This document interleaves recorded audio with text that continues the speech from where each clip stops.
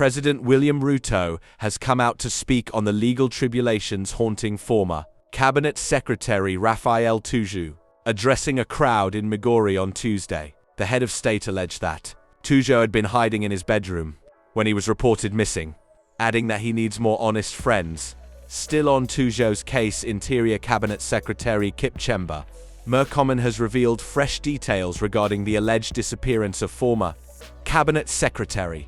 Speaking on Monday, March 23rd, Murkomen warned against what he termed as theatrics that could mislead the public and undermine national stability.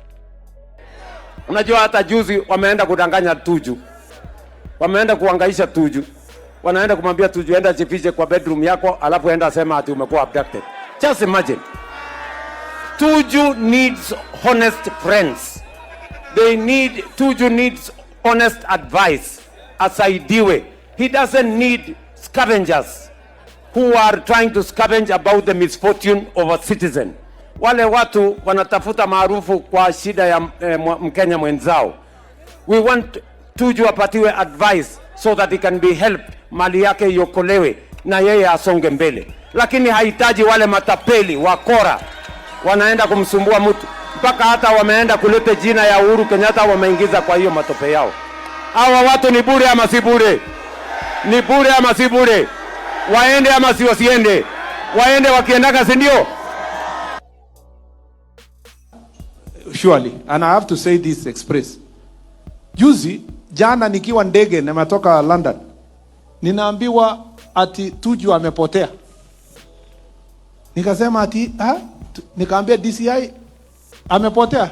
DCI kaniambia familia yake wanasema amepotea, lakini uchunguzi wa serikali ako kwa nyumba yake analala.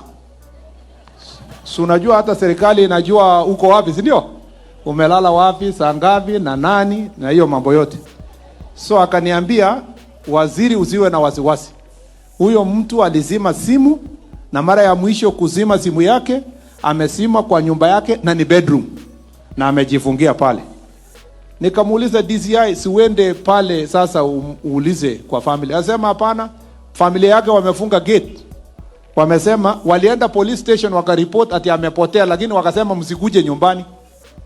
So today the IG aliamurisha police kwenda kwake kwa lazima, because somebody cannot incite the public. Sasa